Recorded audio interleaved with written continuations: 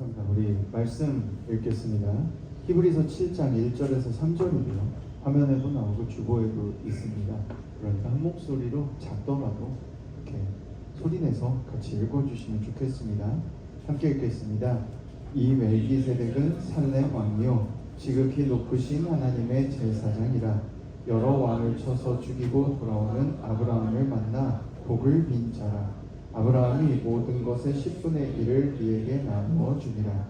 그 이름을 해석하면 먼저는 의의 왕이요 그 다음은 살렘 왕이니 곧 평강의 왕이요 아버지도 없고 어머니도 없고 족보도 없고 시작한 날도 없고 생명의 끝도 없어 하나님의 아들과 닮아서 항상 제사장으로 있느니라. 아멘. 반갑습니다. 오늘 말씀의 제목은 모범이라는 제목입니다.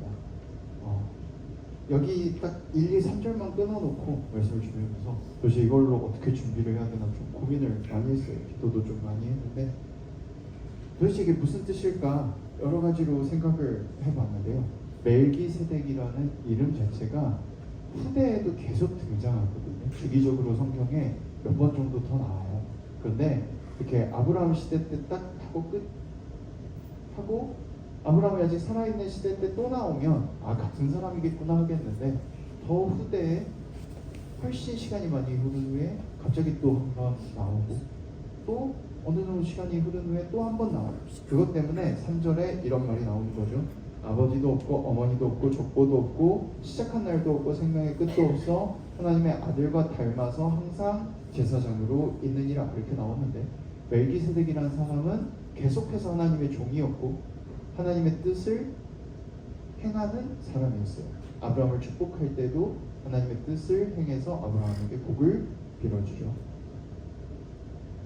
그래서 아브라함과 약속을 했고 아브라함이 10분의 1을 그에게 줬고 그는 그것을 다시 하나님께 드렸다. 이렇게 되어 있습니다. 11조 개념이 여기서 나왔다라고 되어 있는데 그래요. 그럼 다 좋다 그거예요. 근데 의문이 생기잖아요. 도대체 멜기세덱이란 게 뭐길래 그 사람이 뭐길래 왜 마치 처음부터 끝까지 영원히 있었던 것처럼 해서 예수님과 비슷하다고 하나님의 아들과 같다고 설명하고 있을까? 왜 그럴까? 진짜 그 사람이 그랬나? 사실 그 사람이 그랬을 리는 없겠죠. 그냥 평범한 사람일 것이고 단지 그것이 계속 이어졌다는 것을 알 수 있는 거예요.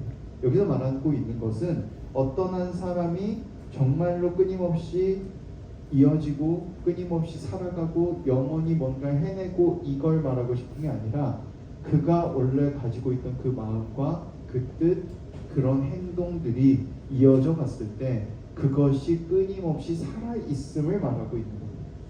살아있음을 말하고 있는 거예요. 하나님을 따랐던 이가 하나님을 따르는 삶을 또다시 되물림해주고 그걸 이어받은 이가 그것을 다시 지켜나가고 또다시 하나님의 뜻을 행동으로 실천으로 옮기면서 살아가고 그것이 또 누군가에게 복을 빌게 되고 이렇게 이어지는 그것 자체가 하나님의 아들과 닮았다라고 말합니다.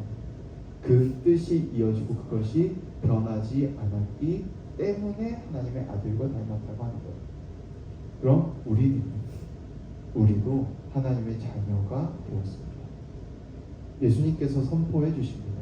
이제는 종이라고 부르지 않고 그가 너희를 사랑하셨으니 그를 믿고 그를 사랑하면 너희가 그의 자녀다 라고 해주셨어요.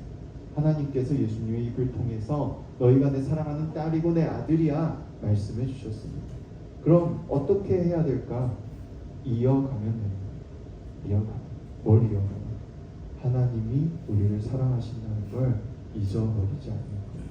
그리고 나도 누군가에게 야 하나님이 너 사랑한대 라는 걸 그냥 이렇게 말로 할 수도 있겠지만 불쌍한 마음을 가지고 한번 손을 내밀어서 도와주는 거, 그를 한번 도와주고 위에서 기도해주고 위로해주는 거, 그런 것들을 해나갈 때 우리가 받은 사랑을 이어가고 나누고 그것이 또한 계속되고 그렇게 했을 때 우리가 하나님의 자녀구나, 하나님의 사랑이 우리 안에 있구나, 우리가 하나님의 안에서 살아가고 있구나, 이걸 깨닫게 되고 증명할 수 있게 되는 거죠.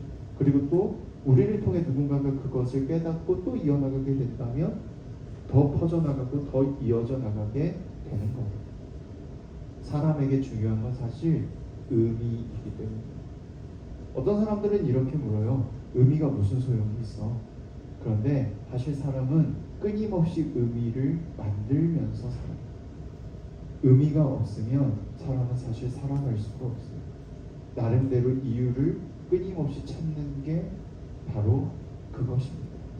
얼마 전에 그런 게시글을 본 적이 있어요. 당신이 우울할 때 보는 폭포의 모습 하고 사진이 하나 올라와 있어요. 그리고 당신이 행복할 때 보는 폭포의 모습하고 똑같은 폭포 사진이 똑같이 올라와 있어요. 그런 식으로 자연을 비추는 사진을 여러 번 대조시켜서 나오는데 아무리 찾아봐도 두 사진 사이에 차이가 없는 거예요. 그 많은 사진들 사이.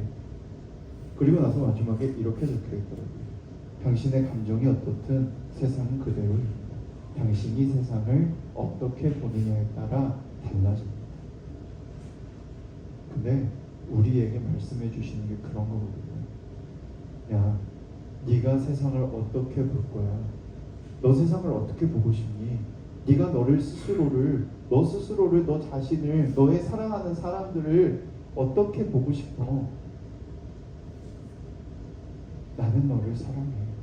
나는 네가 너를 소중하게 봤으면 좋겠어. 나는 네 곁에 있는 그 사람도 사랑해. 나는 네가 그 사람도 소중하게 생각했으면 좋겠어. 내가 이 세상을 창조하고 이 세상이 좋다고 아름답다고 말했어. 난 지금도 이 세상을 사랑해. 내가 사랑하는 네가 그 세상도 아름답게 볼 수 있으면 좋겠어. 그걸 깨닫고 이어갈 때 우리 안에 하나님의 사랑이 살아 숨쉬게 되는 거예요. 우리가 그런 삶을 살 수 있으면 좋겠어요. 그러면 조금 더 행복해집니다. 수련회 오신 분들은 제가 뭘 강조했는지 알고 계시죠? 그럼 지금 뭘 말할지 대충 짐작이 되시죠? 그 모든 걸 하려면 뭐부터 돼야 된다고요? 나부터. 내가 나를 사랑하고 내가 먼저 바로 서는 것부터 돼야 내가 있어야 남이 있는 거잖아요. 우리가 자꾸 사이가 틀어지고 자존심으로 자꾸 상처받고 또 자존심으로 누군가를 때리는 이유가 거기 있거든요. 내가 없어서 그래요. 내가 어떤 존재인지 내 안에 확고하게 서 있으면 누가 무슨 말을 하든 사실 상관이 없잖아요. 그런데 그렇지 않아서 내가 누군지 자꾸 잊어버려서 내가 바로 서 있지 못해서 그런 거거든요. 누군가를 사랑하는 것도 마찬가지예요. 내가 먼저 바로 서 있고 내가 확실하게 있으면 누군가를 만나고 사랑할 용기가 생기게 되는 거죠. 그 사람이 그걸 돌려주든 돌려주지 않든 내가 준 사랑을 받든 받지 않든 아무 상관이 없는 거예요. 왜? 내가 이 사람을 사랑해서 주고 싶어서 준 거니까. 속상한 이유는 뭐라고요? 아직 내가 뭘 주고 싶은지 몰라. 내가 이 사람한테 어떤 사랑을 주고 싶은지 아직 못 정했어. 근데 그냥 사랑스러워서 나도 모르게 줬어. 근데 주고 나면 내 공간이 비잖아요. 돌려받고 싶은 마음이 생기게 되는 거죠. 그런데 내가 확실하게 서 있다면, 내가 나를 온전히 사랑할 수 있다면, 하나님이 나를 사랑한다는 걸 진짜로 믿을 수 있다면 사랑을 줘도 누가 돌려주지 않아도 괜찮은 거예요. 왜? 내가 사랑해서 주고 싶어서 준 거죠. 생일 선물 줘놓고 그 사람이 내가 원하는 대로 사용 안 하면 기분이 나빠요? 아니잖아요. 나는 예를 들어서 예쁜 화분을 선물을 줬어. 근데 그 친구가 화분을 깨끗하게 비우고 씻어가지고 연필꽂이로 썼어. 그러다 기분이 나빠? 아니잖아. 왜? 이미 줬으니까 선물로 줬으면 끝인 거잖아요. 마음도 똑같거든. 근데 그게 안 되는 이유가 뭐라고? 내가 뭘 원하는지 아직 몰라. 내가 먼저 바로 서야 누군가를 사랑할 수 있어요. 그래서 우리는 늘 하나님 앞에 하나님이 날 이렇게 사랑하는구나. 내가 이런 모습이구나. 하나님이 날 이렇게 창조해 주셨구나. 나는 이런 모습으로 살고 싶구나. 이걸 끊임없이 돌아봐야 되는 거예요. 그래서 우리를 온전히 세웠을 때 우리의 삶이 행복해질 수 있는 거죠. 그걸 찾아가는 저와 여러분, 우리가 될 수 있으면 좋겠습니다. 반주 부탁드립니다. 지금 기도할게요.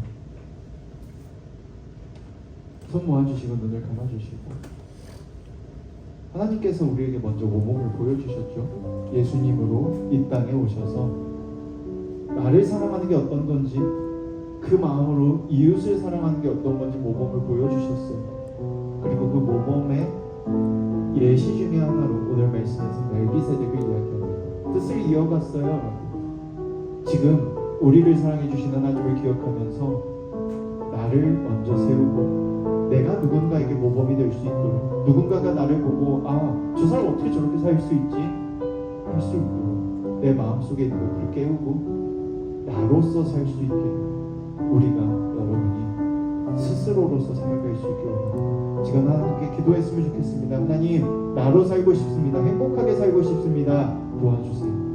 함께 해주세요. 목소리 내실 수 있는 분은 내셔서 기도하시고요. 마음으로 하실 분들은 마음으로 하시기 바랍니다. 기도합니다.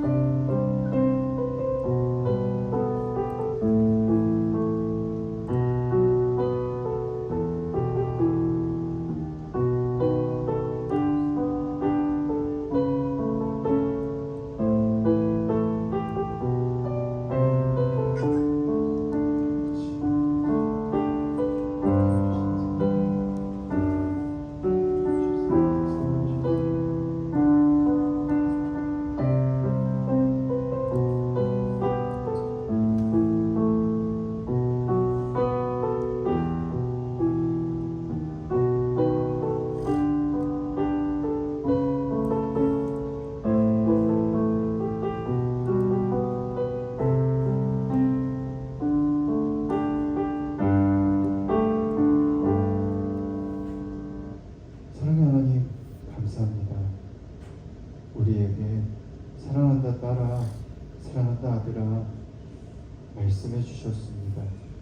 우리의 부족한 부분도 연약한 부분도 다 알고 계시고 그것들을 때때로는 도와주시고 때때로는 그대로 두라고, 그것이 너의 아름다움이라고 말씀해 주시기도 하셨습니다. 이제 행복하게 살고 싶습니다. 내가 나를 사랑하고 싶습니다. 때때로 부서지고 때때로 상처 입어도 다시 서서 걸어갈 수 있길 원합니다. 도와주세요. 용기를 주시고 우리가 스스로를 깨달아 알 수 있게 해주시고 그렇게 알게 된 우리를 받아들일 수 있는 용기를 주시고 그 용기를 갖고 걸어나가 행복을 살아낼 수 있도록 지금 얼마나 많은 것이 있고 얼마나 행복한지를 깨달을 수 있도록 도와주세요. 언제나 함께 해주시는 줄 믿으며 사랑하는 예수님 이름으로 기도합니다.